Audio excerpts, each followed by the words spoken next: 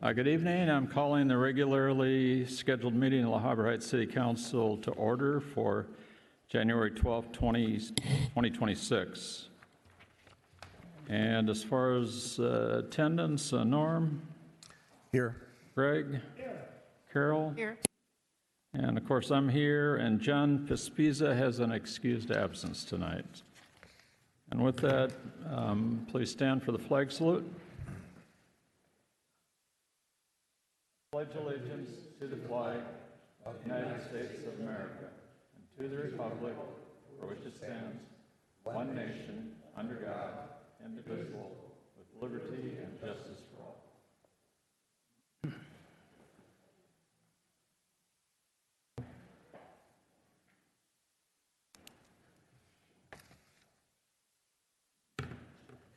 And with that, we have one presentation tonight, so I'll let Rafferty start that off. So our presentation tonight is for Deputy Beltran. So our Sheriff's Department regular deputy, or town sheriff as we like to call him, Hector Beltran, has been here with the city for about 6 years, over 2 stints with us. He is our primary deputy. He worked here back like in the late 2000s, early 2010s. He was our primary deputy, and then he left to go do some other things for the Sheriff's Department, their YSO league. So he did some mentoring, youth mentoring, and sports leagues and other activities that the Sheriff's Departments have. And then we had a need for a deputy, primary deputy again, and we were very fortunate to have Deputy Beltran come back. One great thing about Deputy Beltran is that he's been here, so he knows the Heights well. He knows how to get around town. He knows where things are. He knows that, even though it might be small in some other places, they might not say it's not a crime and they don't need to come here or cover it, but he knows that everything is, it is a big deal and needs to be handled that way and looked after. And he's really very open and very friendly and has made great friends with lots of our residents. He is also the one that stops the most big rigs coming over Hacienda. So typically, if you see Hector out and about, that's usually what he's got. Somebody pulled over either just past our limit here by City Hall or over by the temple where it's safe to do so. But he is the king of stopping big rigs, which is one of those amazing things for us, and very, very appreciated for that. But he spent about 28 years with the department and is now ready for retirement, and he's going to go on to do other fun things in his retirement. So we'll ask Hector to come on down, and we have a little gift for you.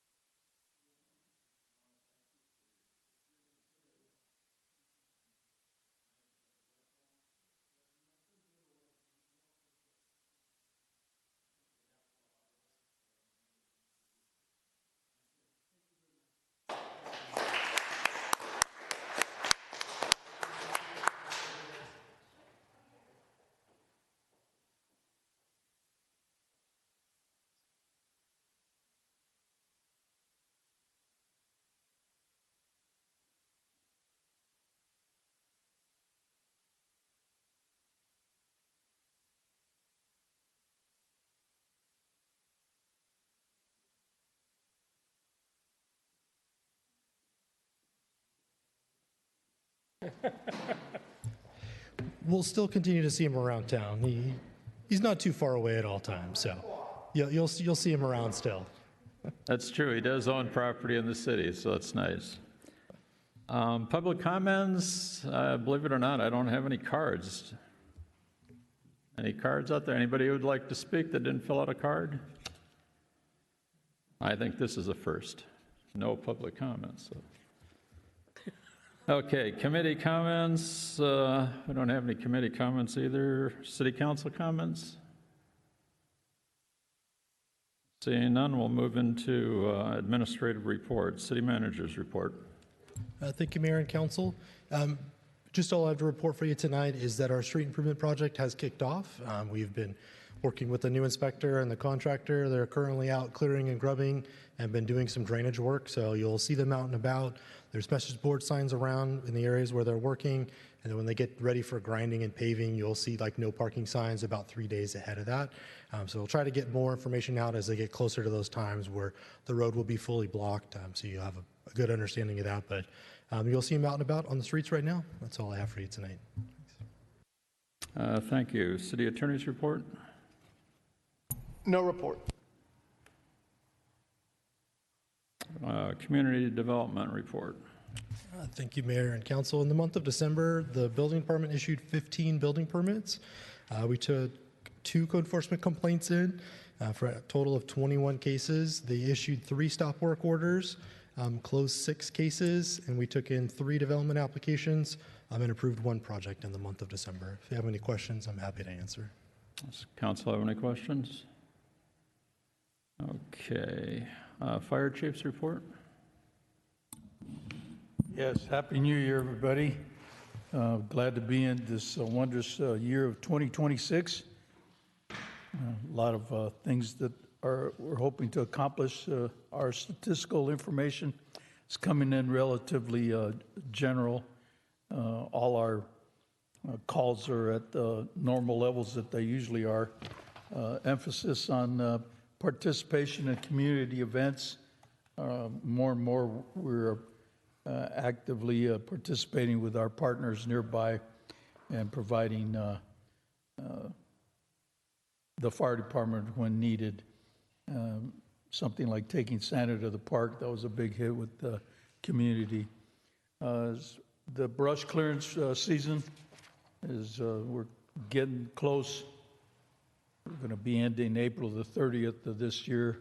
We're right now at 992 parcels completed. Got a little bit of work to do. In the month of December, we did 98. So that's all for the fire report. We're just happy to get going forward. I haven't put our engine in service yet. There's still some, we were hoping to do that today, but there's still some kinks that we're working out. There's some compartment issues and bells that are going off that shouldn't be.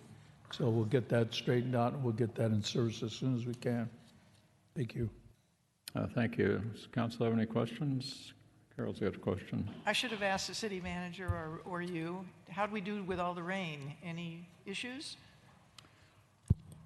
I think between myself and the city manager, we were out here on the various days, and surprisingly very little, if any, type of swells in any of the roads. I do believe we did have some time before over on the east side, but other than that, no issues. Hacienda was always clear, and Canada, all the trouble spots in the past, nothing really happened this rain event.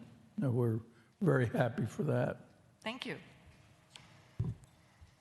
Council have any other questions? Okay, I'll leave it to Hector, the Sheriff's Department report, please. Hey, Happy New Year and good evening.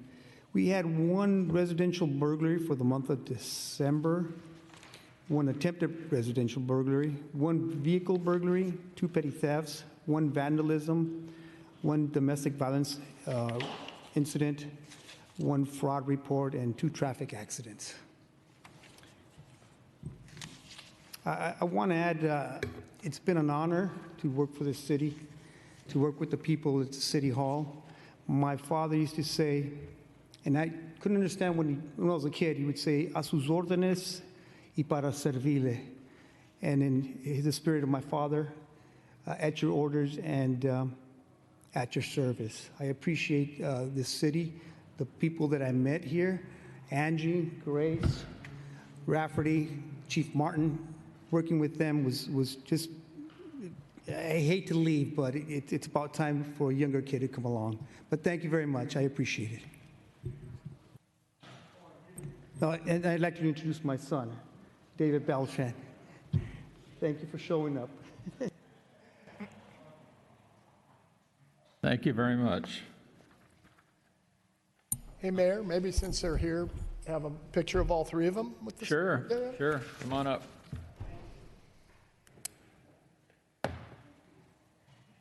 With the sign. Yeah, with the sign. Yeah. And maybe the city manager, too. And the city manager, too.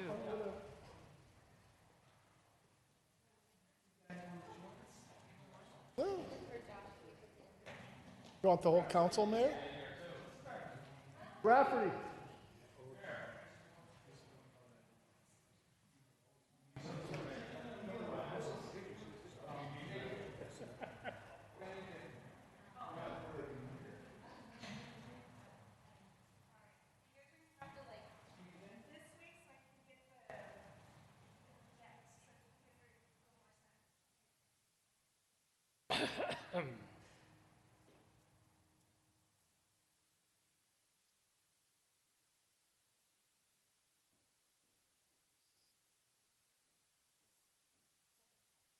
Cool.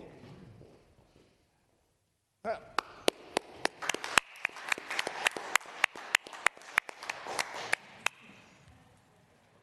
We're going to miss you.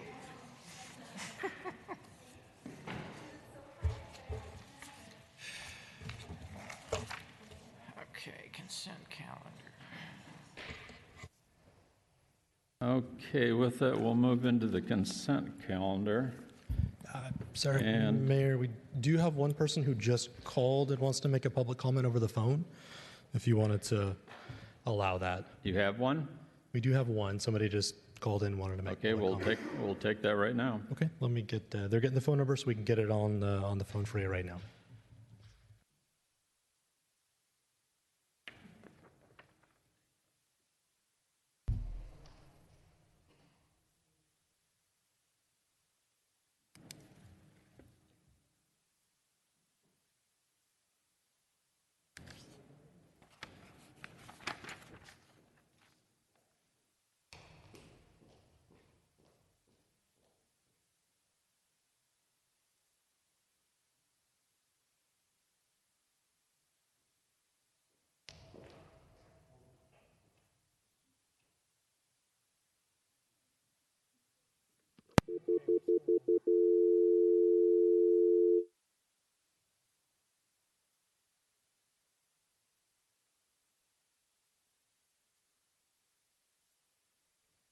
You got it down? Steven it down?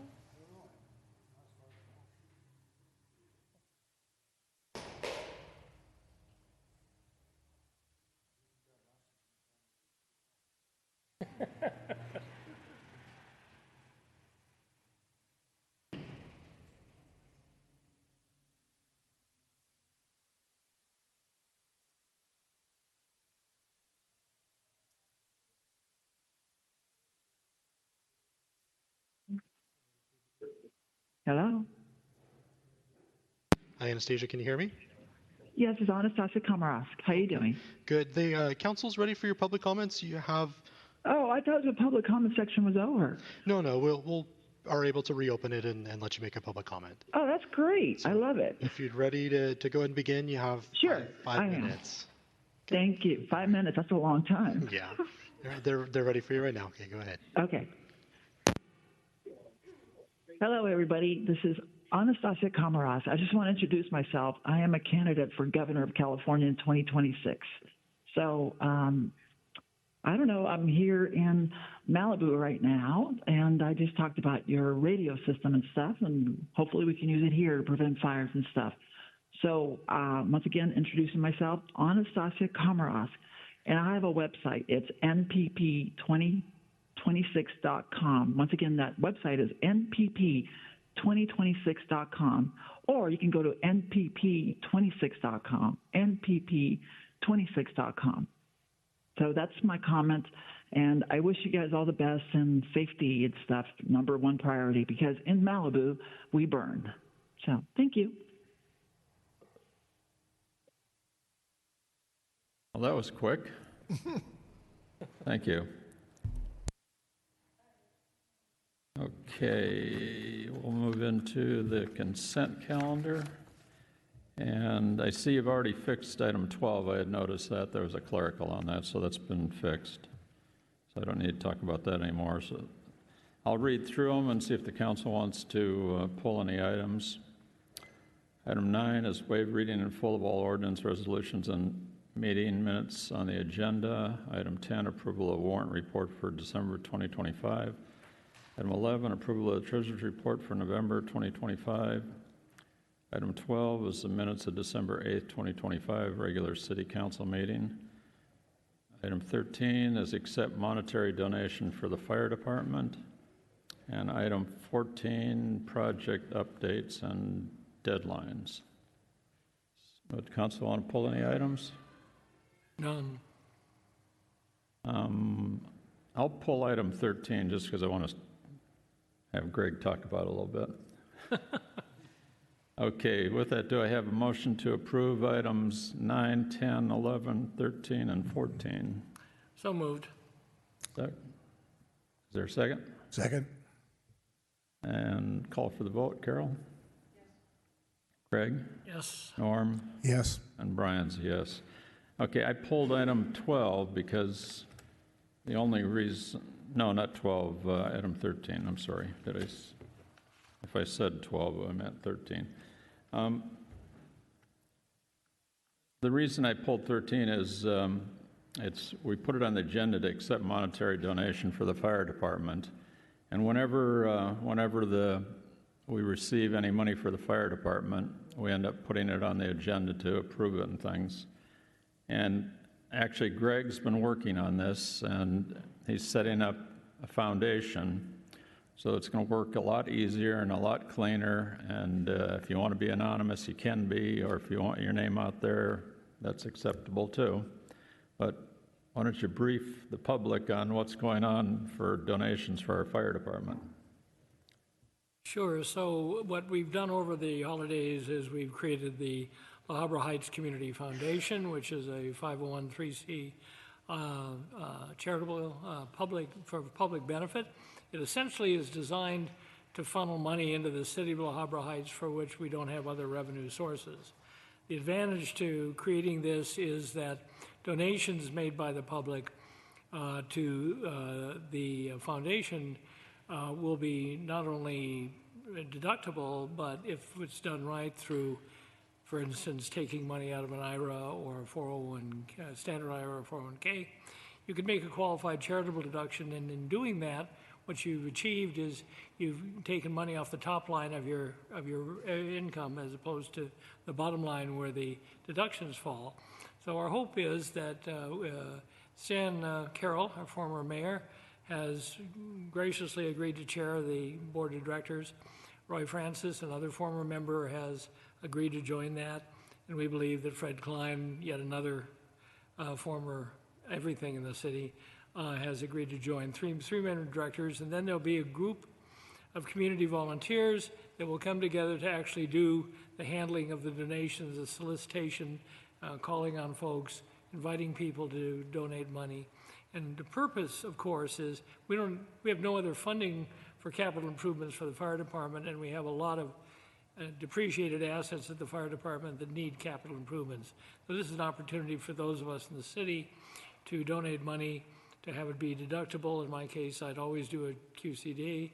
And if we do donate, we can donate anonymously, which would be something I'm sure a lot of people would like, but you don't have to. You can donate in your name if you wish, or in someone else's name. So we expect that to be up and operating in early March of this year. And thank you for that. And with that, do I have a motion on item 13?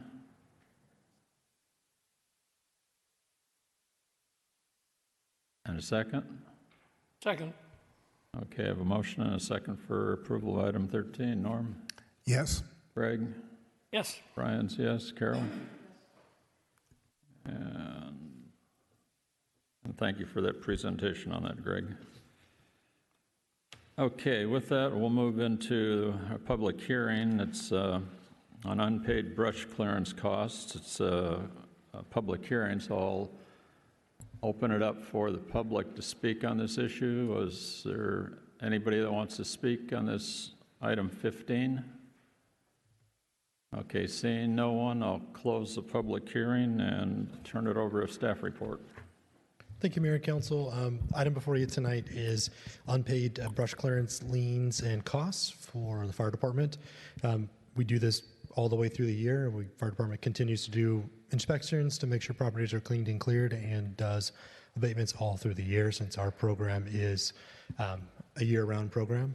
We did have one property that had abatements done and has gone through the process to get abated. We have worked to notify them through all the various forms of contact information we have for the property owner, but so far have not had them come in and pay the cost of the associated abatement. So it is before you tonight for authorization and protest to place the property on the lien tax roll. So like I said, there is one property that is on the list. It is a frequent flyer. It is a property that we have abated in the past for that one. So the recommendation tonight is to overrule any protest offered during the protest hearing and adopt resolution number 2026-01, confirming the report of costs incurred by the city and authorizing the assessments as liens to be placed on tax rolls effective January 12th, 2026. If you have any questions, happy to answer. Any questions on this item? Do I have a motion? Move that we accept the recommendation of staff, overrule the protests, and adopt resolution number 2026-01. And do I have a second? Okay, I have a motion, a second. To Norm? Yes. Greg? Yes. Carol? And Brian's yes.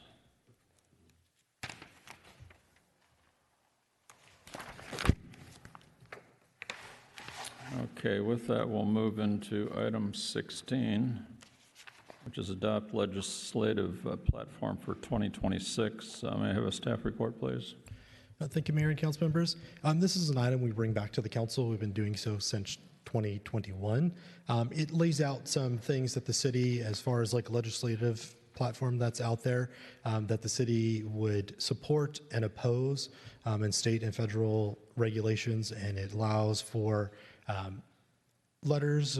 A lot of times we get requests for letters of support or opposition for bills as they come through, and since we don't meet twice a month or more than that, once every month for council meetings, this gives the opportunity for us to be able to provide those letters of support to the agencies or the people asking for that or opposition, and then bring it back to the council as a whole. So it just sort of lays out some of the policy platforms that the city would support and oppose to allow for support one way or the other. So if you have any questions, we're happy to answer.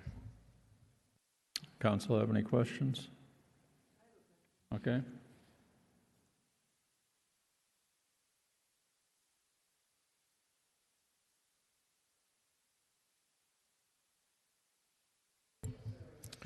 A lot of times we get a request from like the League of Cities or from the insurance company. Sometimes we get solicited from various, legislative body members that are trying to garner some support for a bill. They will reach out, their staff will reach out and say, please support this bill or oppose this bill.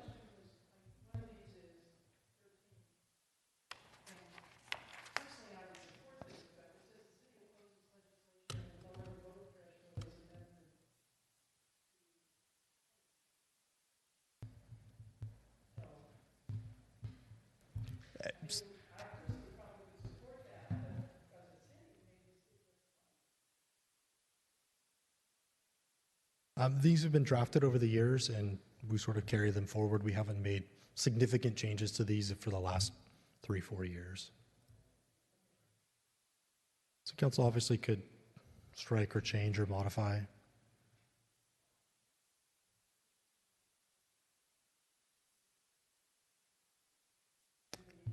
We could always bring it back for the council to update. Do you want to bring this back, or are you okay with it? Okay. Do I have a motion on this one? Move to approve the matter. Do I have a second? Okay, motion and a second. Norm? Yes. Greg? Yes. Carol? And Brian's a yes.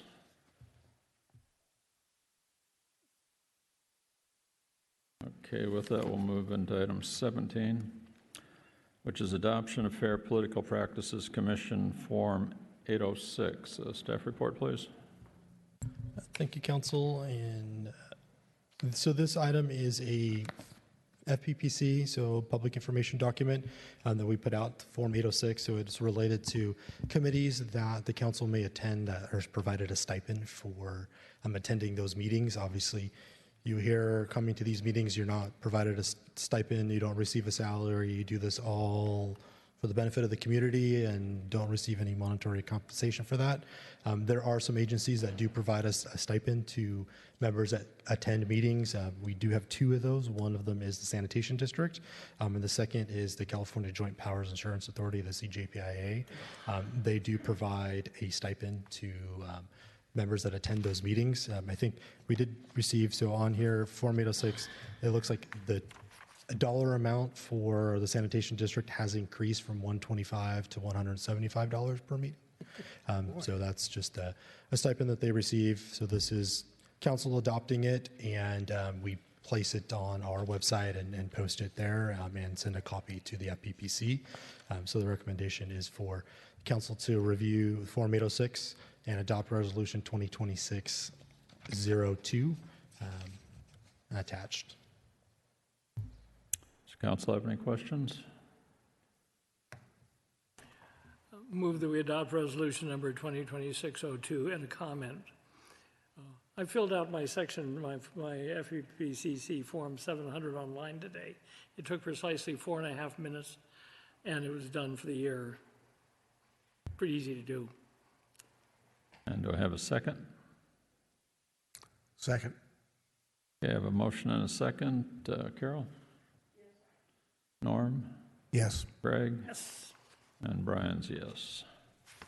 Okay, with that, we'll move into item 18, which is amendment to resolution number 2025-32 regarding community development block grant, CDBG allocations for program year 26-27. Staff report, please. Good evening, Mayor and Council. This resolution 2025-32 was originally presented at last month's meeting. We have since identified the incorrect program year and the allocation amount, so we are requesting to amend the resolution. We just need to amend the resolution. So the only change we had was the program year. We had listed it as 25-26. It should be 26-27 because we do receive the estimated allocation amount of the $17,000 July 1st. So this will be, again, to amend the program year and then just the allocation amount. So it is recommended that council amend resolution number 2025-32 to reflect the corrected CDBG program year and updated project allocations, and adopt the new amended resolution 2026-03. Any questions? Any questions on this one? Carol's got a question.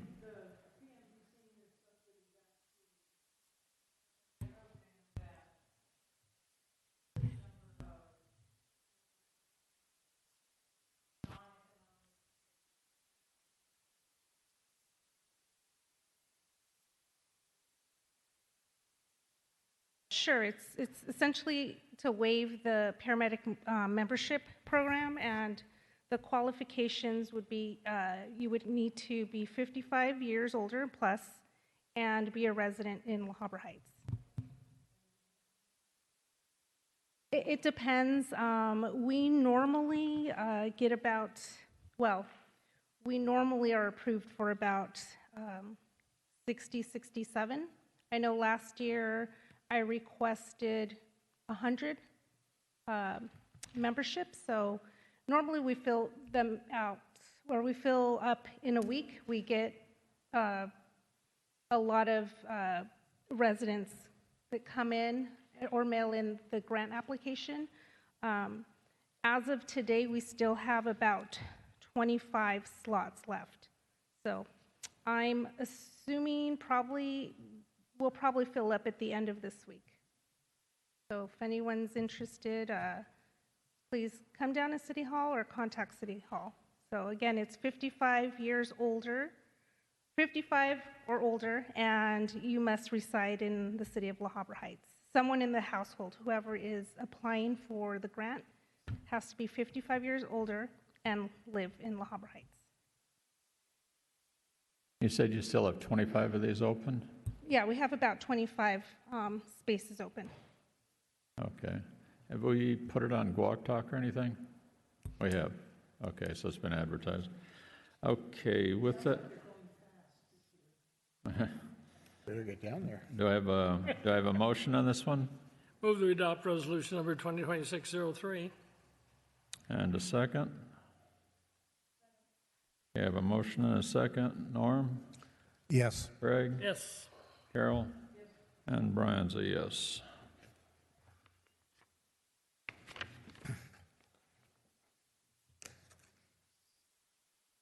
Okay, with that, we'll move into item 19, which is subscription services agreement with Firescore.Ai for community risk reduction. A staff report, please. Thank you, Mayor and council members. We have been having a few meetings and a few discussions about Firescore.Ai. It's new up-and-coming technology which uses AI and various sensor-type data from drones and satellites to help make assessments on risk for wildfire and fuel loading and modifications and conditions of the health of plant material out there. So this is something that we feel could benefit our brush clearance program, which is turning more into community risk reduction program. So we've heard from Alex, who is one of the founders of Firescore.Ai, about how the technology works and how they can use it and how this would benefit our inspectors on the ground by being able to go out and identify areas and places that are at a higher or greater risk, to direct our inspectors to go to those properties first and be able to get there, look at it, evaluate the data model that they get from Firescore, and then go through their regular brush clearance process with those property owners.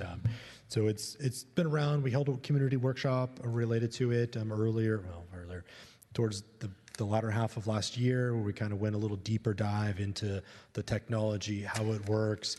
Originally it was all going to be mostly done by drones, drone operations, but now there are satellites up there that can do the same sensor data and have all of that statistics with satellites, and we'll use the drones for more specific areas that are considered to be a higher risk area to be able to do greater 3D modeling for it. So we've been working with Firescore, and City Attorney has been to put together an agreement for the services. So currently the proposal would be for the subscription fee for the satellite data. It's $300 a month to be able to obtain the satellite data information that's needed to run the models for Firescore.Ai. So that equates to about $3,600 a year. And then also there is other areas where we would want to do 3D mapping and visualization, which would be done in a combination of the satellite data and drone data, where they would actually fly drones over certain parts of areas where we deem to be the most at risk or most potential for fires to occur in that area. So those 3D modelings and mapping is about $20 annually per parcel. We've estimated, when working with them and our fire department, it's about 500 parcels a year. So it'd be about $10,000 a year. So total currently for the program, it would be $13,600 a year for the cost for us to do subscription services for our Firescore.Ai, be able to use that to help direct our brush inspectors to the most critical areas first and be able to go through that process, as we've kind of seen through those meetings. City Attorney's been working pretty closely with them to put together an agreement. There's a draft agreement that is out there for council to consider. There's a couple of probably more tweaks that will happen to it as we get to the final part, because ultimately The city attorney has to be happy with the agreement. So our recommendation is to approve a 5-year subscription service agreement with Firescore.Ai for an annual amount of $13,600 and authorize the city manager to execute the contract in a form approved by the city attorney. If you have any questions, I'd be happy to answer them. Does council have any questions? So we've received a communication from Stephen Blagden.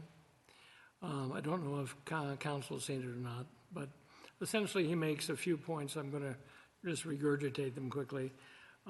He's of the opinion that the agreement, language of the agreement, does not allow us at city council meetings or public meetings held by the city to show maps or information gathered during the process of the subscription. He also appears to believe that the city cannot put pictures or maps of the city website, even as an example. These are important characteristics of this agreement so that people understand and don't get confused as to why we're doing what we're doing. He makes a comment, which is probably just a Scrivener issue, but that they have a due and payable immediately on invoicing. We're obligated to follow our municipal rules for paying bills, so that language, I'm sure council will fix that. And then he comments that in the statement of work, there was a reference to super resolution. He thinks it's too subjective. It should just say 1 meter resolution. That's his recommendation. And he does suggest that it would be very interesting for us to have a map at the beginning of clearance season and a map at the end of clearance season so that we can demonstrate how this effectively helped us. Now, that's something probably the chief can do, as a part of the normal process of working it out, but that might be good. But I think his suggestions are well taken. So with that in mind, from my perspective, I'm fine with the contract. Do you have any comments on any of that? Or No. Carol's got some questions, too.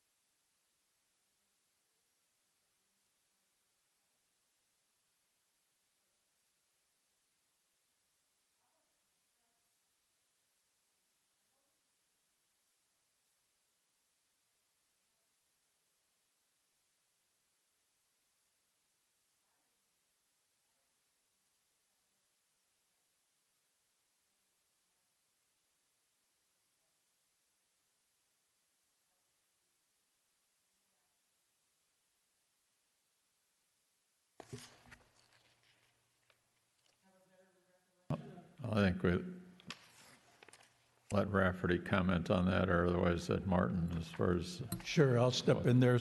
So last year, myself and Chief Jorgensen attended a conference in regards to this. Glendale is already utilizing this program, so is Monument. We are, to my knowledge, we were in the midst of coming on board with this. This helps us realize and identify problems in real time, which means instantly. So you're looking at something, it's an oversimplification in saying that this allows us to just look at a tree and say, okay, that tree's a problem. What it does is it eliminates the need for 100 inspectors to go out there and look at all these different properties. It'll give us real-time information. So you look at something and just on this table, it'll be able to tell me how old this is, how old this is, how old that is. Now, the layering effect that it does is allows us to know what's underneath everything. So on the top, you'll have a palm tree. At the bottom, you might have prawns, and you might have your fuel level. So it's the moisture content and also the dry fuels that are going to cause problems for us. We can't see that by just driving by or having a drone fly overhead. We have to utilize the LiDAR technology that allows us to look underneath a green bush and see what the fuels underneath it are capable of doing. Because if you understand how Santa Ana winds come, you have your overhead winds that are typical every day, and they're at about 100 feet, and the range could be 10 to 20 miles per hour. Santa Ana are very dangerous because they are low-lying winds. They come out and dry the vegetation. So if we can identify an area that is susceptible to being a hazard before it becomes one, then that's what that technology is for, and it allows us to look at 100 parcels as opposed to just one. That's what they're talking about, is utilizing this technology to look at a lot in an instant instead of just one at a time. I don't know if that helps to explain it.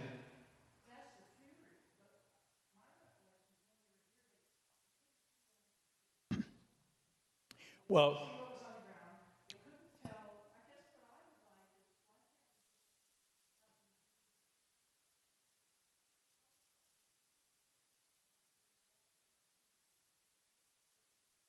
okay, I'm sure we can help them, have them do that again. Yeah, just for your edification. Absolutely. I understand what you're saying. Yeah, sure. I think that's a simple demonstration that they're capable of doing. If you want to go out and probably see how it's done in the field as opposed to seeing what it looks like on the TV. Is that what you're saying, Carol?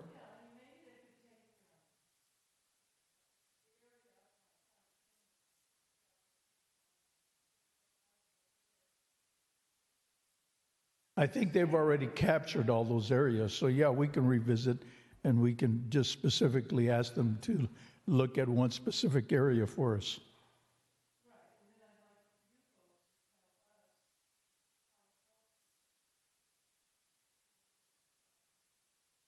Sure. Yeah.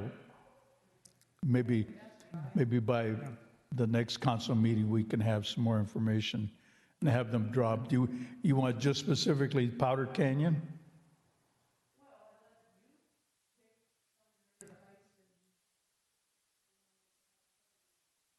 Okay.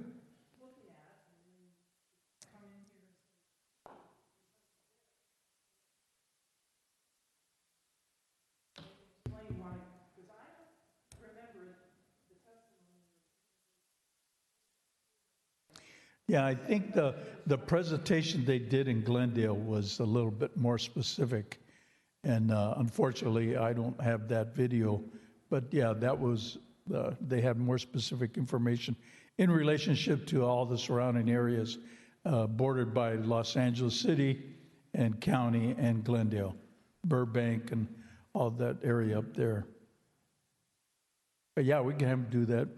We'll reach out to them and have them, we'll pick out, but it doesn't have to be 20. We can pick out maybe 5 or 10 that you want to specifically look at or that I'll identify. No, I understand. Yeah, I can do it. I'll get together with Chief Jorgensen and we'll identify 5 problem areas and we'll look at that specifically and show you in real time on a video or whatever you want, a graph of exactly what that technology allows us to look at instantaneously. That's the key, is that we can bring something in, take a picture like the Google Maps does, but that might be a month before, 2 months before. The LiDAR technology allows us to look at it instantly with the drone in the air.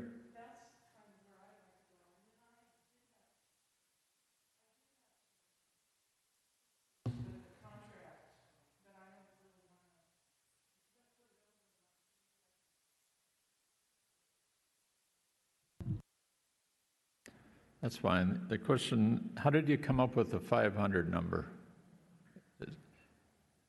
I'm sorry? How did we determine the estimated 500 parcels? They came, when they were out here surveying the Habra Heights. Chief Jorgensen has been working with the people at Firescore.Ai, looking at our risk areas, where our concerns are, where our very high fuel loads that we know are, and in those areas, looking at trying to figure out, okay, about how many parcels. Obviously, we don't need to do the entire city, but looking at the areas, and that's their estimation of what will be sufficient to get 3D modeling in those areas that would assist them in their inspection services. So to be clear in my mind, we pay the subscription, and that's a fixed cost, and that's done. And after that, if we open the computer and want to access a parcel and look at it, then we pay that $20. Is that how it works? So the $20, pardon me, back to the right spot there, in the scope of Or work. does he map all the properties, and the only ones that we want to focus in on, we pay that money? It maps all of the parcels. It's on the deeper ground level, so that's where we're getting into the 3D visualization part of it. So that's where they're building the 3D model of those areas, looking at the various levels of brush and vegetation in those that will be built in a 3D model, which are typically going to be in those higher risk areas for us, which would be along Powder Canyon and some of our thoroughfares through town where we have a greater risk of fire starting. That's what that per parcel charge is related to. There's obviously a charge to access the satellite data, which will provide everything in the entire city. So satellite data will cover the entire city and those mappings, but with the areas we need to go in and concentrate a little harder, have greater concerns on, and build that 3D model of the various levels and layers of brush and or vegetation, would be through that like $20 per parcel cost. And the other question I had is, obviously this is code enforcement, and this question, I guess, for the city attorney, that, I mean, how much access can you have publicly as when it's an open code issue? Because that was one of Mr. Blagden's issues on his email, talking about that, this isn't all open to everybody or public. Yeah, well, there's sort of two different levels there. One, as far as open code, we're not, pursuant to the agreement, we, the city, wouldn't have access to the proprietary technology, which does a lot of this. So that we don't have access to. As far as the pictures that we would use for code enforcement purposes, they don't show anything privileged or confidential. My memory and understanding, it's sort of how flammable stuff is, for lack of a better term. And as to that point, I did notice we do need to make sure that we're able to use that in code enforcement purposes, so that would be a stipulation in the contract, but that would be public information. Okay, thank you. I mean, unless used in pending code enforcement action, at which point it doesn't necessarily have to be public if it's an action, until something were filed. I jumped in there a little bit. Greg and Norm, do you have any questions on this? Or? Well, I appreciate both Carol's and Greg's comments, especially, and of course, Steve Blagden. My understanding was that we were supposed to have already seen examples of this, so we could actually at least go to the site and take a look at ourselves if we could possibly get to the site and compare it to what the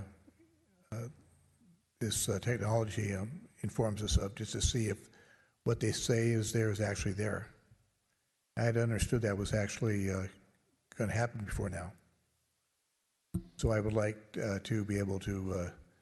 You want me to set up a date that we can all go out I'd there like and do that? Yeah, absolutely. I'd like to take a look myself. Okay. I'll contact the company, Mr.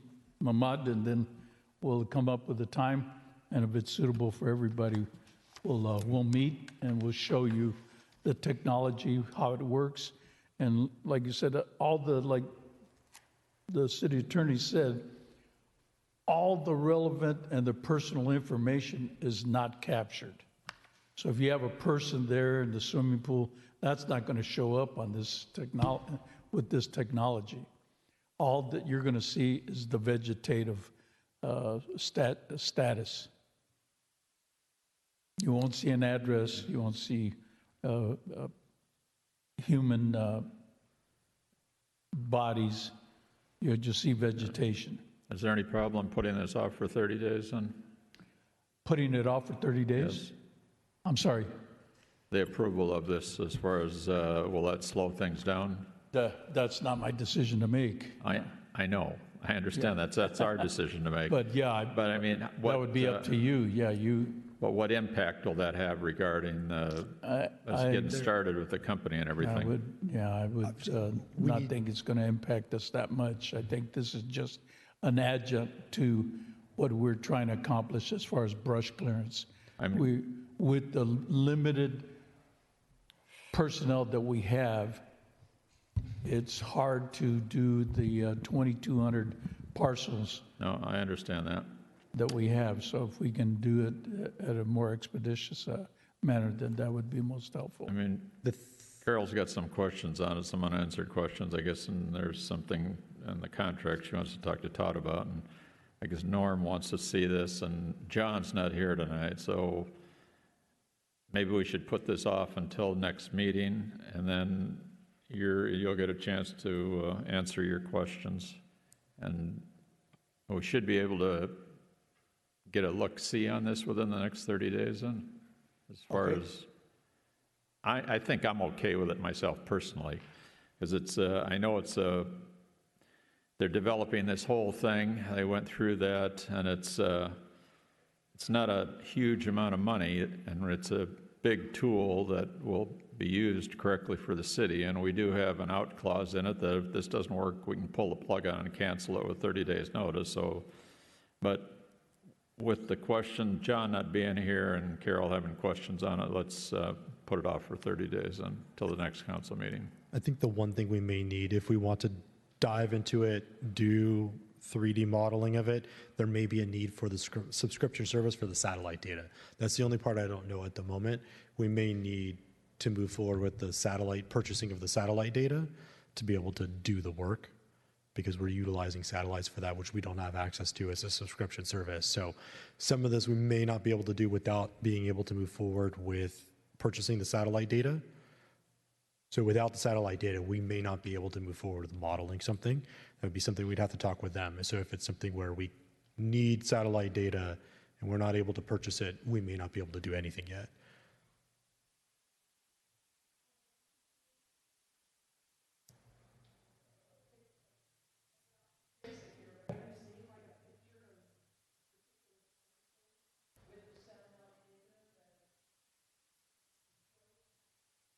It's all, we looked at the mapping and the satellite data that comes out at that workshop where they came and presented to us.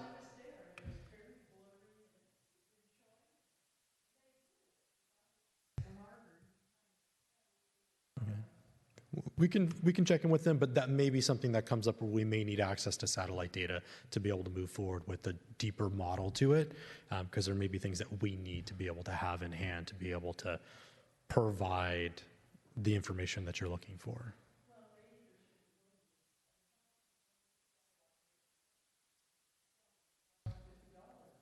$300 a month.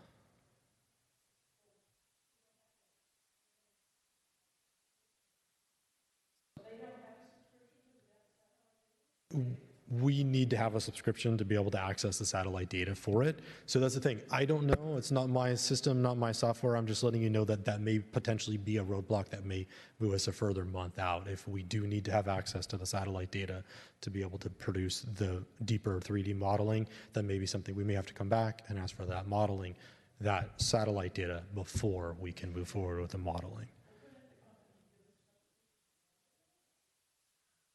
We can ask them for this. I don't know. It seems like you're looking for something very specific to hear. So I don't know if something from Glendale will be satisfactory for area here. Can we approve a small amount of money tonight so they have the money to work with them? Or if we need to move forward into a subscription of it, if authorizing us to move the subscription for the satellite data. Yeah, that's fine. I guess I'll make a motion, and I don't know if this will work or not, but that we put it off until the next meeting, but we authorize the city manager to expend enough money to move forward on doing the mapping and things to satisfy yourself to take a look at it between now and the next meeting. $300 or whatever it is. Yeah, at the minimum amount to get that information, no more than $3,600. What? Well, I don't know if it's a yearly contract. I'm just trying to move it along. I mean, set your own dollar amount. Safe. Okay. You know, guys, this is a remarkable opportunity. I mean, we have a fire chief who sincerely believes in this, and I, for one, am perfectly happy to trust Chief Martin's view that this is worth the money we're agreeing to pay. The only thing I would say about that is that we would, if in fact the resolution is not adequate to Chief Martin's need, then we should have an out clause for that reason alone. I mean, right now the termination clauses, I just looked at them, are difficult. There's no walk away on this one. Yeah, it's a for cause. So we'd have to change that. It's a for cause termination. Yeah, so to me, as long as I would move forward with it today so that we have May coming up with the understanding that if the resolution in Chief Martin's view, and us, we can see it too, but I trust Chief Martin more than I trust my eyes as to what I'm seeing in that regard, that we move it forward.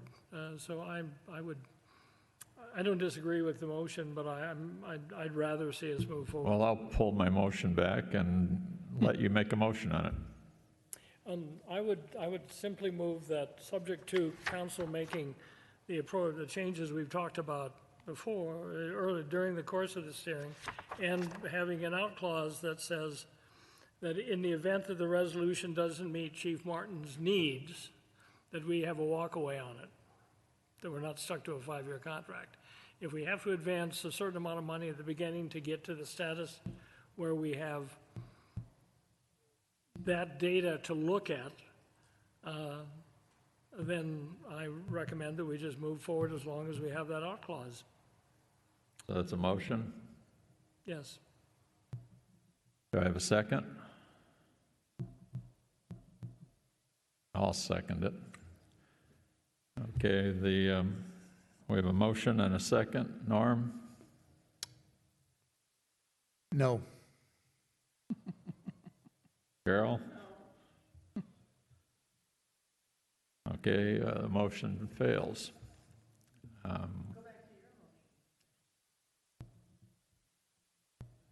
Do I have to repeat my motion? No, I think we understand that you want a demonstration and you are authorizing nominal funds, if necessary, to obtain access to the satellite information in order to do modeling for the chief. And I don't know if we had set a certain dollar amount cap, whether it be 300, 500, or whatever, as to how much. Put $1,000 on it. That's my motion. Okay. And with that, we want this to come back at our next meeting. We don't want this to slow down. So hopefully within the next 30 days, we can get some imaging with the company and things. So I have a motion. I clarify the amount at $1,000. Do I have a second? Second. I'd like a shot at addressing some of the problems I see in the contract. I will include that in my motion, that you work with Todd on any agreements that you see in the contract. And I have a motion and a second. Norm? Yes. Greg? Yes. Carol? Yes? And Brian's yes. Well, that took a while to get through, but we made it. I want to clarify one thing. I'm not suggesting that these people aren't doing a good job. I just want to be able to look at it myself. They use the phrase that this technology is physics-driven. Well, part of what drives physics is challenging the information given us. So it's no reflection upon the company or upon the people, or certainly not upon our fire department and on our chief. But basically, I want to see for myself. And thank you. Okay, with that, we'll move into item 20, overview of City Administration Strategic Planning Workshop. Staff report, please. Thank you, Mayor and Council. This past Saturday, we held a workshop meeting in a series of our strategic planning sessions that we've been holding. And we talked a little bit about city administration and some of the things that it takes to run and operate the city. So we heard from some residents, provided some information, and then we will be moving in February to sort of a capstone meeting where we'll kind of take all the parts and pieces from the other workshops we've had and bring one big workshop to the city council and the community here in February. So it was a great opportunity for residents to come out, provide some information related to operation of the city, how we spend our dollars, and city administration, and we got some good comments, and we'll be moving forward with some items from that meeting. There was talk of like a survey and some other information and outreach to the community that we'll be doing here over the next couple of weeks. Thank you. Questions or comments on this? Greg's got a comment. For those who didn't watch it, and I'm assuming that the PowerPoint is going to go up on the website. The really big takeaways are that we looked at staffing from 2010, and we looked at staffing today. This is for the administrative staff only, no one else. Just administrative, public works, CCD, and general administration and finance. And in 2020's, we had an average of 20 to 21 employees, full-time employees. Well, that's not exactly true. We had 15 full-time, 2 part-time, and 4 or 5 contract. And when we talk about contract employees, we're talking about companies with specific technical expertise that we could never put all that expertise together as employees within the city. So we go out to organizations that have that and can spread it across other entities. Currently, we have 9 full-time people, 3 part-time, and 4 contracts.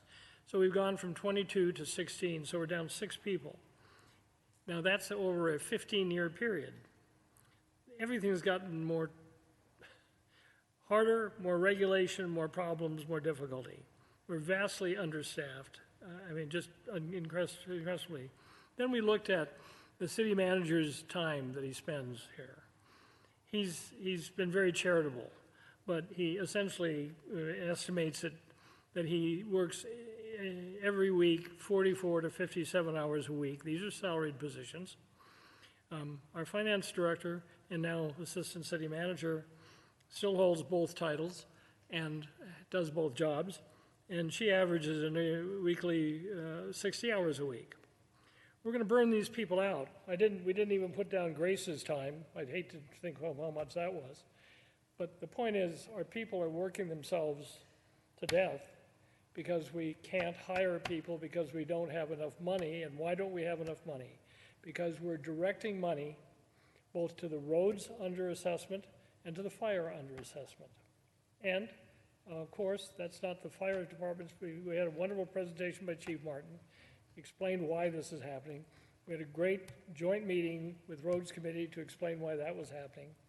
But the point is, we do not have enough money without killing our staff, overworking our staff, burning them out, to deliver the kind of services that we delivered 15 years ago, and that's nuts.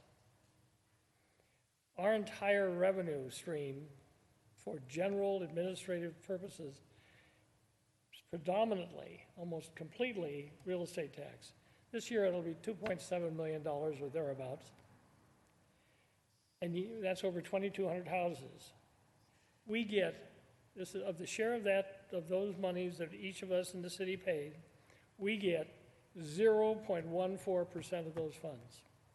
That's it. With that, we maintain roads. We maintain all the public works. We handle development in the city. We manage the government requirements that are constantly going up. So my takeaway was, we proved the point. Our people are working themselves to death. We have to add more people. To add more people, we have to add more money. The only revenue stream, we certainly used to get grants, but if anybody reads the paper or watches TV, it's pretty obvious that LA County's in trouble with money. The state of California is way over budget, and the federal government is not inclined to give us any money. So things like the community block grants that Angie was talking about earlier, we're lucky they're statutory, but who knows? Maybe they'll disappear. So we can't rely on block grants. So the end of that session, and we'll recap all this in February, but the end of that session was pretty clear. We have to take care of ourselves. That means we have to tax ourselves. That's the only rational way to go about it. So it was a great meeting. I think staff did a good job of presenting difficult information in a usable fashion. And of course, in February, everyone will have a chance to come and talk about how we treat this. But it's pretty clear that we have to create our own stream of revenue. Thank you. Thank you, Greg. Any other comments on this? I just have a little bit, Greg spelled it out exactly the way it is. You know, I've been working in the city for many, many, many years, and it's really gotten tough recently because all the costs have gone up dramatically. And our tax base, we're faced with the old original tax base. We don't have houses that turn over regularly. We don't have a lot of new builds. And the other big thing that we depended upon a lot was our oil revenue. And we thought we would get quite a bit of money out of the oil revenue, and we did for a period of time. They were doing redrills and things, and the extraction was going up, and it looked pretty good for a while.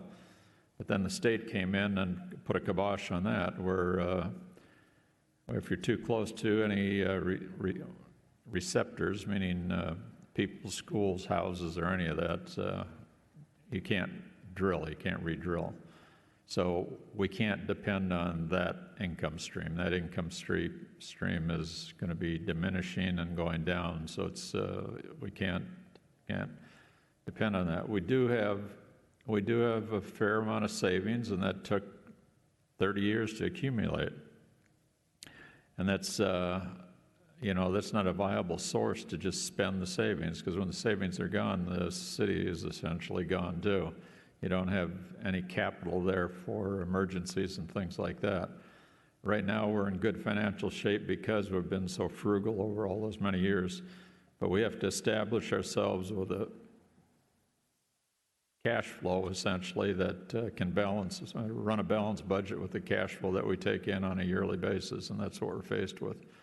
And everything is on the table, everything. And that's where we're at with that, so it's a sort of a case of reality checking in. Any other comments on that? All right, that was for the workshop. And again, we're going to be having, I guess, one on the, 21st? 21st, I think, is what the date we're looking at the moment. February 21st, is it? Yeah, we're looking like we're going to push back a little bit to the later in February.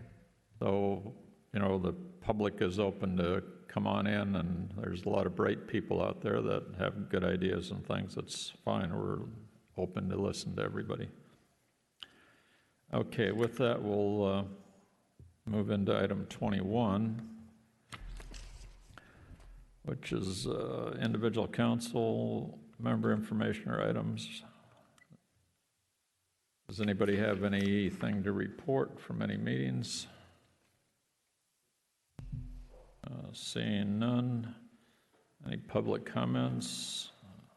Seeing none. So with that, the meeting is adjourned. Thank you.